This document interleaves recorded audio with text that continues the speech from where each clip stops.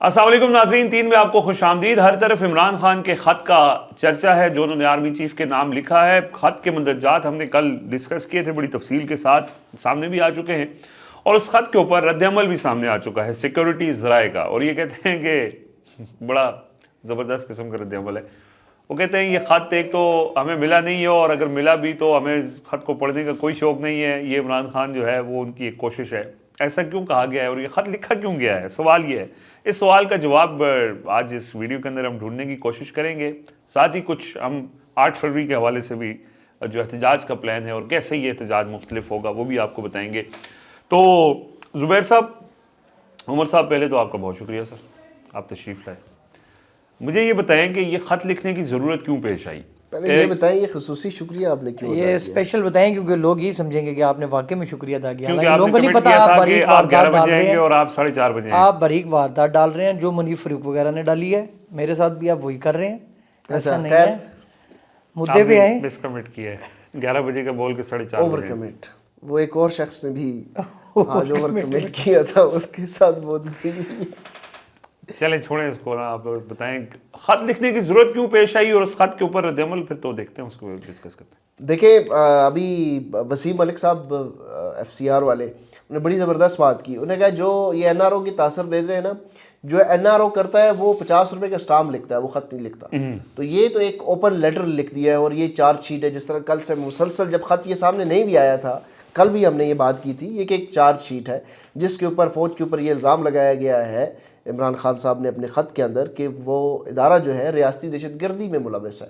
اس وقت آپ کا جو میجر اور کرنل رینک کا افسر ہے وہ سیاسی جماعت کو کرش کرنے میں لگا ہوا ہے، جو جتنے بھی انٹیلیجنس ادارے ہیں وہ اس وقت سیاست میں مداخلت کر رہے ہیں۔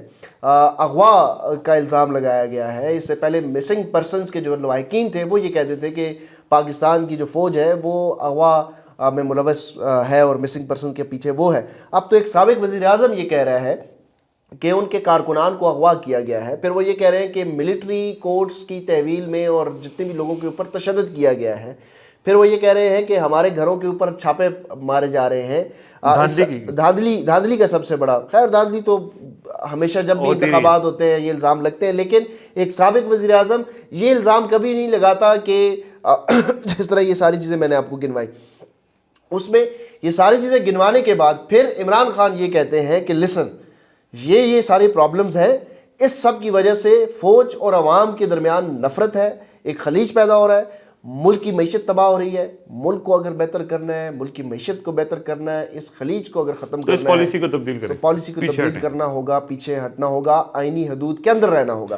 مجھے یہ بتائیں کہ جتنے بھی سیاسی جماعتیں ہیں وہ یہی مطالبہ ہمیشہ کرتی ہیں کہ فوج کا آئینی حدود کے اندر کردار ہونا چاہیے، سیاست میں مداخلت نہیں ہونی چاہیے، وہ تو ٹھیک ہے، اس پہ بات کرتے ہیں۔ یہ خط کا رد عمل بھی آ گیا، سیکیورٹی ذرائع آپ کو پتہ ہے کہ وہ ظاہر ہے ادھر سے اسٹیبلشمنٹ کی طرف سے ہے، اور وہ کہتے ہیں کہ ہم کوئی انٹرسٹڈ نہیں ہے اس خط کو نہ جواب دینے میں نہ پڑھنے میں۔ اچھا، اس کے اندر ظاہر ہے کہ یہ اتنا آسان معاملہ تو ہے نہیں کہ خط لکھا گیا ہے، اور یہ خط کوئی نارمل چیز نہیں۔ عمران خان یہ باتیں کرتے ہیں، ہر روز کرتے ہیں، میڈیا ٹاک کے اندر کرتے ہیں، انہوں نے خط کے ذریعے کیا ہے، اور کچھ یہ پھر علی امین کی طرف سے یہ دعوے بھی کیے جا رہے ہیں کہ ہم معاملات بہت قریب پہنچ چکے ہیں، جو بیک ڈور پس پردہ جو بات چیت ہو رہی ہے۔ پھر یہ سوال اٹھتا ہے کہ کیا یہ خط ہو سکتا ہے کہ لکھوایا گیا ہو، یار کہنے پہ لکھا گیا ہو؟ رضوان صاحب، علی امین گنڈا پور اور عمران خان کی سیاست میں نا 180 ڈگری کا فرق ہے۔ عمران خان اس وقت عہدے کی سیاست نہیں کر رہے، علی امین گنڈا پور اپنی کرسی بچانے کی سیاست کر رہے ہیں۔ یہ 180 ڈگری کا ڈفرنس ہے۔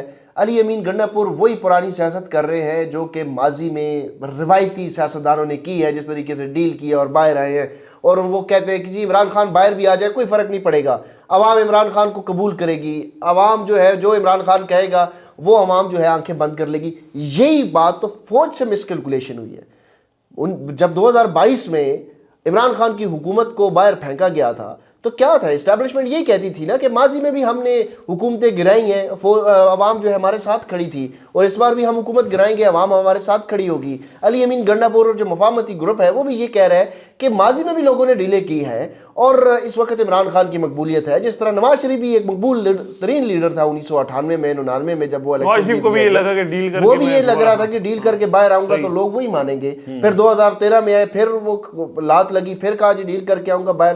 اس وقت دیکھیں عمران خان نہیں مان رہے، عمران خان کی اسٹریٹجی بالکل مختلف ہے، یہ جو پارٹی ہے یہ کسی اور طرز کے اوپر کھیل رہی ہے۔ آپ جنید اکبر کی سٹیٹمنٹ کو دیکھیں، جنید اکبر یہ کہہ رہے ہیں کہ عمران خان نے مجھے پیغام پہنچایا ہے کہ ہم نے وزیر اعظم کے عہدے سے اب اوپر کا سوچنا ہے، ہم نے کچھ آگے بڑھ کر کرنا ہے۔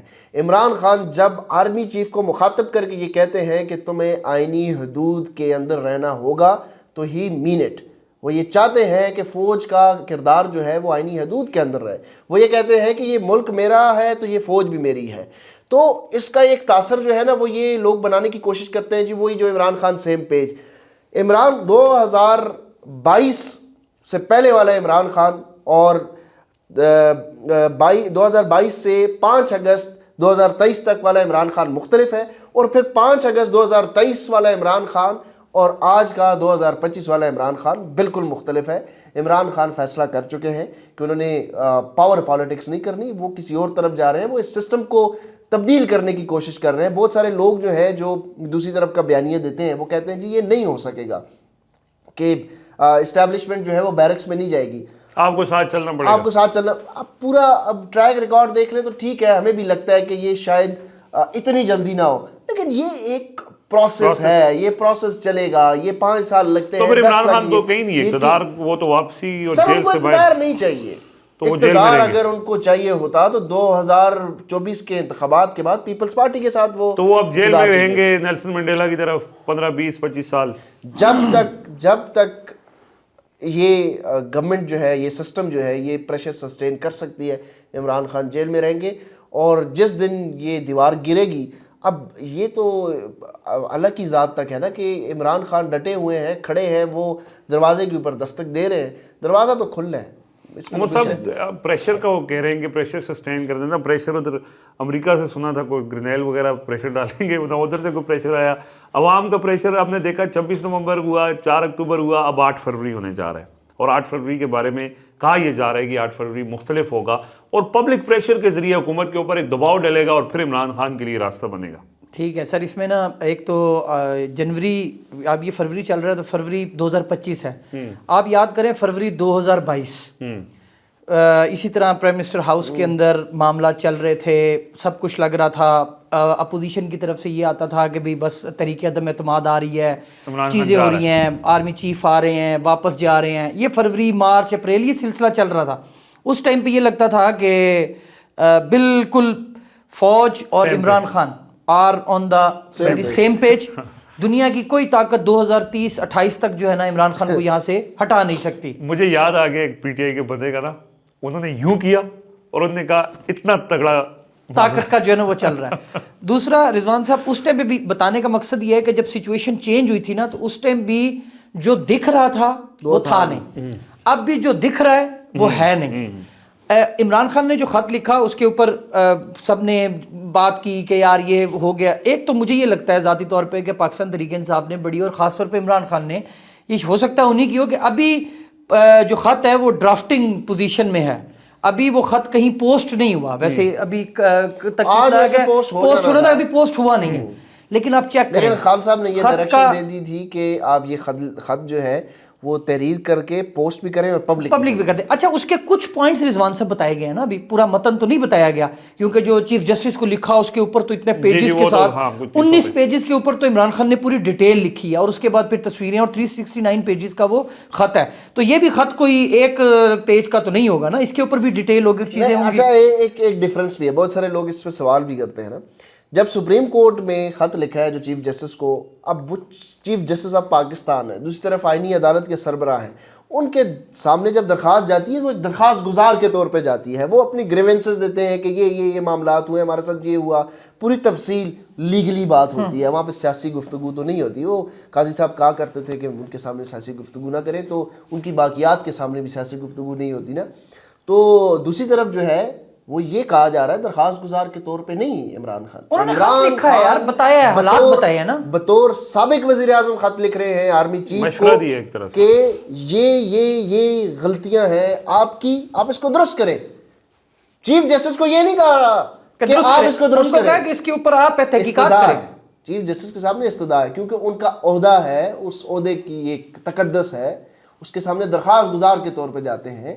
یہ سابق وزیر اعظم army chief, sitting army chief کو کہہ رہے ہیں کہ آپ کے مطلب یہ جو آپ نے بات کی ہے نا کہ عمران خان روزانہ کی بنیاد پر یہ باتیں اپنے ٹویٹر اکاؤنٹ اٹھا کے دیکھیں تو مسلسل پچھلے کئی مہینوں سے وہ اس ٹویٹر اکاؤنٹ کے ذریعے بات کر رہے ہیں.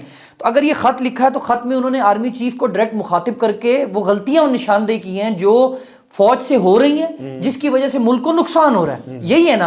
اب پی ٹی اے کے پاس اتنا مارجن، جب ڈرافٹنگ جب یہ ہو رہی ہے اور ابھی خط جانا ہے، تو جو منیب فاروق صاحب نے اور باقی جو یہ واٹس ایپ گروپ والے جو صحافی ہیں، انہوں نے جس طریقے سے رات پہلے ہی ابھی خط کی اطلاع بھی پی ٹی اے کی طرف سے آئی نا، اسٹیبلشمنٹ کی طرف سے تو نہیں آئی، پی ٹی اے نے بتایا نا کہ ہم نے عمران خان نے خط لکھا ہے، اس کے اوپر انہوں نے نیریٹو بنانا شروع کر دی تھی، این آر او مانگ لیا، عمران خان نے این آر او مانگ لیا. یہ عادی ہیں، ان کو پتہ ہے کہ آرمی چیف کو اگر کوئی خط لکھا جائے گا نا خدا نہ خواستہ تو وہ صرف اور صرف معافی مانگنے کے لیے لکھا جائے گا. ان کے دماغوں میں یہ بات طے ہے. یہ وہی لوگ ہیں جو عمران خان کو پہلے بھی انڈر اسٹیمیٹ کر رہے تھے، پی ٹی آئی کی اس جدوجہد کو انڈر اسٹیمیٹ کرتے رہے، ابھی بھی اس خط کو لے کر بھی وہ انڈر اسٹیمیٹ کر کے معاملے کو فلیئر اپ کر رہے ہیں تاکہ یہ جو معاملہ ہے، یہ ملک کی صورتحال یہ حل ہی نہ ہو.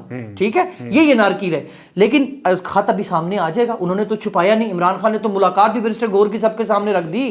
چھپ سکتی تھی نا. ماضی میں ہوتا تھا کہ ملاقات جب تک ڈیل ڈن نہیں ہو جاتی تھی ملاقاتوں کے حوالے سے پبلک نہیں کیا. اور عمران خان کو کیا کہا جا رہا ہے؟ خاموش رہے. تو جو عمران خان نے علی امین کے ذریعے آرمی چیف کو بات کی ہے، یا عمران خان نے بیرسٹر گور کے ذریعے آرمی چیف کو بات کی ہے، جو ہم نے خبریں بھی کی اور وہ ثابت بھی ہوگی کہ وہاں لے کے جاؤ، وہاں لے کے جاؤ، ملاقات کر لو، تو ملاقات میں خط ہے نا، عمران خان نے کہا یہ تمہاری چیزیں ہیں جس کی وجہ سے ملک خراب ہو رہا ہے، یہ ٹھیک کر لو. یہی میرا مدعا ہے. دوسری بات جو آپ نے امریکہ والی کی، آج پریزیڈنٹ آصف علی زرداری محسن نقوی کے ہمراہ چین گئے ہیں. 4 روز کا یہ چین کا دورہ ہے. اور اب جس امریکہ کی افغانستان کے ساتھ جو بیانات ہیں، پھر افغانستان میں چین کی انویسٹمنٹ ہے، اور ہم جو چین کے مقروض ہیں ایک بار پھر چین کے پاس جا رہے ہیں، امریکہ سے واپس آ گئے، اب ہم چین کی طرف جا رہے ہیں. تو آپ اس کو دیکھیں کہ یہ امریکہ کی جو پالیسی جس کے لیے یہ نازاں تھے کہ ہم ہولڈ کر لیں گے، وہاں سے ان کو کوئی بھی چیز ویسی نہیں ملی. دوست آیا ہوا تھا جس کو انہوں نے بڑا پیٹا، وہ اس کا مطلب ہے وہ ذلیل ہو گئے نا. جھوٹ تھا نا رضوان صاحب. اس کے علاوہ جو سب سے امپورٹنٹ چیز ہے، جو یہ زبیر نے ٹویٹ بھی کیا ہوا ہے جی ایس پی پلس والا، آپ پاکستان کے دیکھیں رضوان صاحب، عمران خان کو چھوڑیں، آپ باقی سب کو چھوڑیں، مجھے بتائیں پچھلے 2 سال سے، یا سال تو ہمیں ہو گیا ہے یو ایس سے آئے ہوئے، اس سال کے اندر کوئی ایک ایسی ایکٹیویٹی آپ کو لگتی ہے کہ آپ کہہ سکیں کہ یار ہمارا ملک جو ہے وہ نارمل طریقے سے آپریٹ کر رہا ہے؟ کوئی ایک چیز ہے؟ آئے روز کچھ نہ کچھ. یار یہ پل بنے، ابھی ادھر سرینا میں آج افتتاح ہوا ہے، نئے پل بن رہے ہیں، اسٹیڈیم بن رہے ہیں، ترقی ہو رہی ہے. اچھا، تو جو اس کو اب اس کا مطلب تو یہ ہے کہ لاہور تو پھر بہت زیادہ ترقی کر رہا ہے. محسن نقوی صاحب نے لاہور میں جتنے سائیکلنگ کے لیے مریم نواز صاحبہ نے الگ وہ صحافی اٹھا لیا ہے. وہ جس صحافی نے جا کے وہاں پہ رپورٹ کیا ہے اور بتایا ہے کہ اس رنگ کے اوپر کتنے کروڑوں روپے لگ گئے ہیں، اور آپ حالت میں لاہور سے ہو کے ہیں نا زبیر صاحب، وہ فیروز پور روڈ کے اوپر نا ایک چھوٹا سا حصہ ہے جہاں پہ کلر کر دیا. ہوں اتنے نہ موٹر سائیکل ہے، نہ اتنے گڈی ہے، نہ اتنے کوئی دوسرا بندہ ہے، اتنے صرف اور صرف کھوتے ریڑیاں چل رہی ہیں. انہوں نے اپنی سائڈ سے کر لی ہے. بھائی شعور دینا ہوتا ہے لوگوں کو. روڈ دی پرانی عادت ہے. میاں صاحب جو ہے نا، رنگ روگن کا میں بتا، میاں صاحب بھی ملک ریاض کی طرح، ملک ریاض صاحب کا ایک انٹرویو میں نے دیکھا تھا، وہ کہتے تھے کہ ان سے پوچھا گیا تھا کہ آپ آئیڈیاز کہاں سے لاتے ہیں؟ وہ کہتے ہیں میں جب باہر جاتا ہوں دوروں شوروں کے اوپر سیر سپاٹے کے لیے، کوئی بھی بلڈنگ ایسی کوئی دیکھتا ہوں، کوئی یونیک چیز دیکھتا ہوں تو میں وہ کاپی کر لیتا ہوں، آئیڈیا آ جاتا ہے. یہ ملک ریاض مائنڈ سیٹ، جو کہ ایک ان پڑھ آدمی ہے لیکن وہ پراپرٹی ٹائکون بن گیا، جس طرح بنا ہے اور جس طرح سارا کچھ ہے. یہی مائنڈ سیٹ جو ہے وہ نواز شریف صاحب کا ہے. وہ بھی جب پہلی دفعہ وزیر اعلیٰ جب ان کا ہوا تھا نا، وہ آئے تھے، وہ بھی یہ صاف صفائیاں اور شہر اور بازار صاف ستھرے ہونے چاہیے اور یہ ہونا چاہیے وہ ہونا چاہیے. یہ ایک میئر کا اور میونسپل کمیٹی کا کام ہے. یہ آپ نے لگا دیا ہے وزیر اعلیٰ کو اس کے پیچھے. ایک تگڑا میئر اگر ہو وہ اس سے بہتر پرفارم کر سکتا ہے، اور یہ ضلعی انتظامیہ اور میونسپل کمیٹی کی یہ ذمہ داری ہے. اور یار لاہور کو فوٹو گیلری بنا دیا، لاہور کو فوٹو گیلری.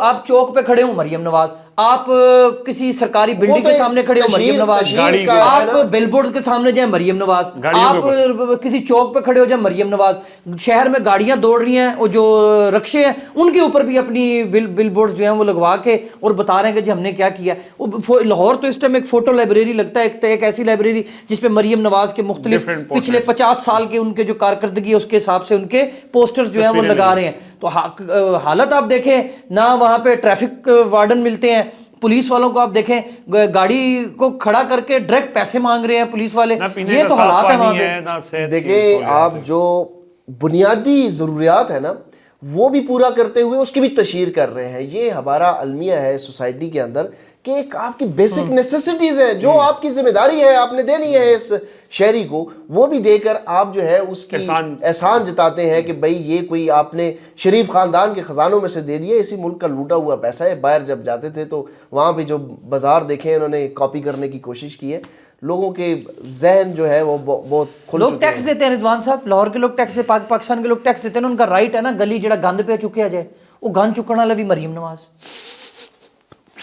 چلے جی اب تک کے لیے ہمیں اجازت ہے, اللہ حافظ.